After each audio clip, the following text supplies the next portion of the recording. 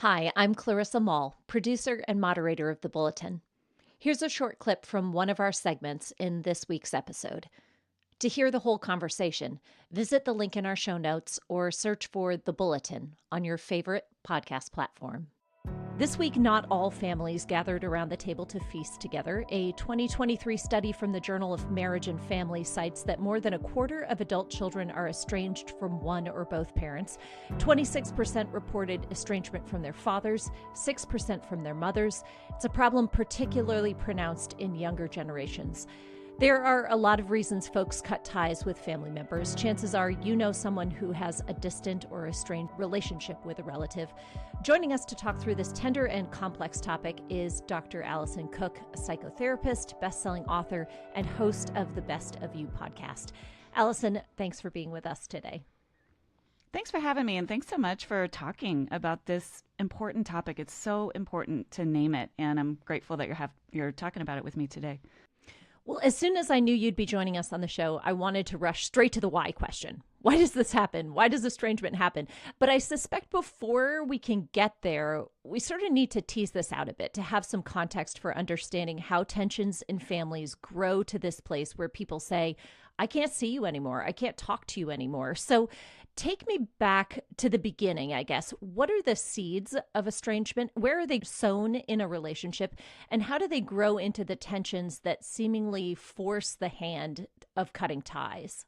Yeah, I think really at the root of when we're talking about estrangement, the immediate place I go is through the lens of trauma. Almost always, especially when we're talking about estrangement between an adult child and a parent. There's typically, we're looking in the family history for some trauma. And honestly, I often think about it through the lens of generational trauma.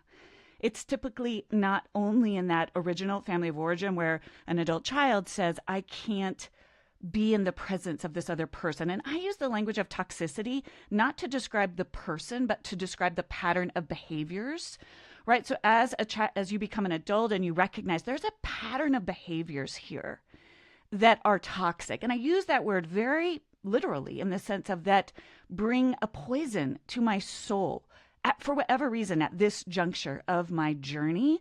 And that pattern of behaviors, no matter how heartbreaking it is, I cannot put myself in the path of those behaviors. And so I have to remove myself. Now, that's it's incredibly heartbreaking when someone has to come to this. And I want to say that is very different from just cutting somebody out of your life out of anger or revenge or hatred or wanting to do them harm. That's not what we're talking about here.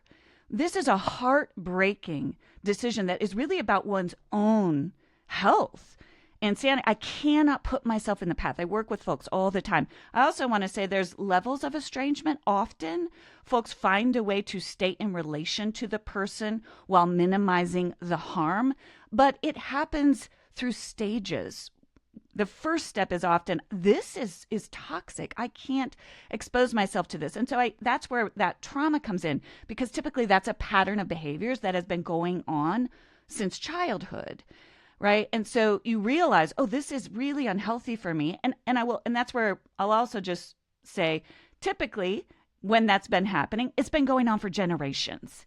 And so one part of the system is finally saying, I can't do this anymore. I need to pursue health and wholeness for my own sake and for the sake of my own family. We call this cycle breaking. I need to stop the cycle of this harm. And in order to do that, I can't expose myself to this toxicity. So to anyone who's done that, it's incredibly painful and incredibly hard. And I just want to put that lens on it. Someone doesn't usually arrive at this decision when it's done in that sort of wholeness of heart, spirit, and mind. It's usually very heartbreaking. It's not something we want to do. But it's in order to preserve our own mental, emotional, and spiritual healing as we move forward. Alison, some of the people I know who have done that in ways that I think are completely appropriate for them to say, here are the limits of what I can do and what I can't do.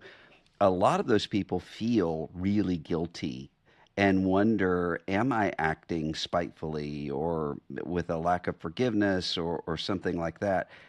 how do you help that person think through that part of it? Yeah, I think guilt. So my last book was a 3-step framework, essentially to work through guilt in exactly what you're saying. You've named something hard. You've said, this is untenable for me. My mother is so manipulative, and I don't have the core strength to hold my own ground in her presence. Often this is at the early stages of our own healing, right? Or my father has been so abusive toward me that I cannot be in his presence. I cannot expose myself to that. Next comes the guilt. That what's wrong with me? Why isn't my family like other people's family? What am I doing to contribute to this? Because often there's a dynamic, right? That person, whatever they're doing, evokes something in me that is pretty ugly too, right? I often participate in that dynamic. I get angry. I lash out, right? And so I'm aware of my own. But again, the brave move there, if I remove myself from that toxic pattern, I'm removing myself from their behaviors, but I'm also giving myself a chance to develop, I call it core strength versus big biceps. When I think about boundaries, I think about them in terms of core strength. I'm trying to develop my inner reserves so that I am not knocked off when I'm around this person and whatever they're doing is sort of causing me to do things and behave in ways I don't want to do or behave in, right? So that is that guilt. What I would say to people to reframe that as, first of all, I'm not doing this, looking inside at those conflicting feelings. I'm doing this for a proactive reason. This isn't to harm this other person. I'm not doing this out of revenge or retaliation. I'm doing this because I don't like who this makes me, and I want to put myself on a path toward growth and healing. And in order to do that, I have to quarantine myself from this particular person. Maybe down the road, sometimes we develop that core strength, and we can introduce, the toxic behaviors a little bit and see if we can tolerate them. Sometimes we can't. So one study showed that many estranged relationships begin when a person is in his or her 20s. And I'm curious why that is, because, as you're talking about the distinctions between very real reasons why someone might pursue no contact, manipulation or abuse, social media would lead us to believe that there are a whole host of reasons that are valid for a person to pursue estrangement, and sort of laying across the interest in young people in social media and this data about estranged relationships growing out of your 20s. I think are young people getting the wrong messages about what is a valid reason to pursue breaking ties? I don't think it's wise. And listen, as a therapist who does occasionally post on social media, I try to create a nuanced space for that. And there are others who do that well. But in general, I don't think it's wise to get therapy advice from social media because, as you said, you see these lists of, this is cause for estrangement. It's like, gosh, at any one moment, any one of us, I always say this, any one of us can be toxic in a moment. Any one of us could have reason for someone to say, I don't think I should be in your presence anymore. So yes, I do think there are extremes, especially for this younger generations. I think of it, I like to talk to people about 3 options when we're dealing with toxicity. And again, we have to think about toxicity as patterns of behavior over time. We are not talking about one-offs.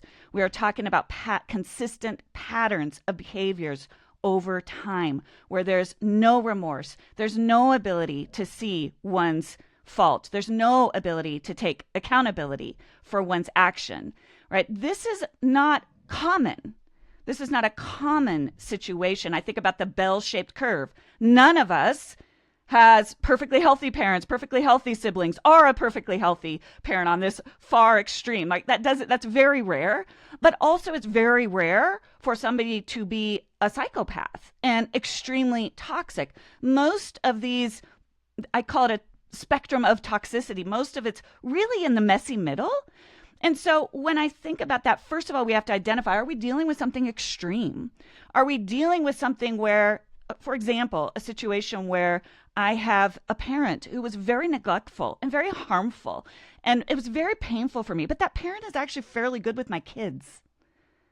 This is a complicated situation. Do I cut off ties? Do I let my kids have exposure? And I talk a lot about these 3 categories. Am I going to leave the relationship altogether? Am I going to fight for change?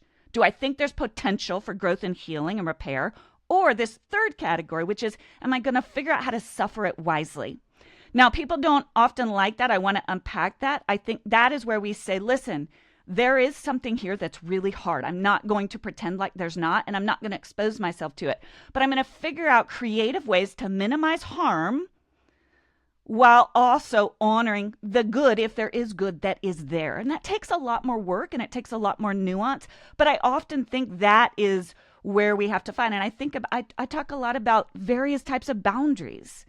There's a lot of nuance to boundaries. Again, boundaries are about what do I need to thrive. So for example, maybe I limit the time I'm with this person. Maybe I am not alone with this person. Maybe I excuse myself when certain topics of conversation come up. I refuse to engage in these topics of conversation. I get up, whether I tell that person or whether I let my actions do the talking. That's what I mean by that core strength. Over time, we can develop that repertoire of skills that might allow some relationship for a good reason.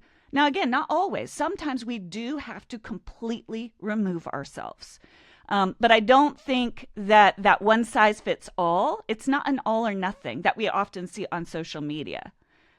We live in complicated systems. Families are complicated systems. Sometimes we're estranged from a sibling, but not from a parent. Sometimes we're estranged from one parent, but not from the other parent. And so often, this is where my work comes in. I'm working with people in those messy areas of nuance where I am going to show up maybe for the holiday dinner, but I'm not going to stay overnight and I'm going to only be there for 2 hours and I'm not going to be alone with this one person. I can take charge of some of those things to minimize the harm, right? Again, that's not always possible, but that sometimes I think when we go immediately to cut off the relationship, we remove that, how can I be wise, protect myself, and also honor the fact that there is some good there. Listen to the full episode wherever podcasts are found.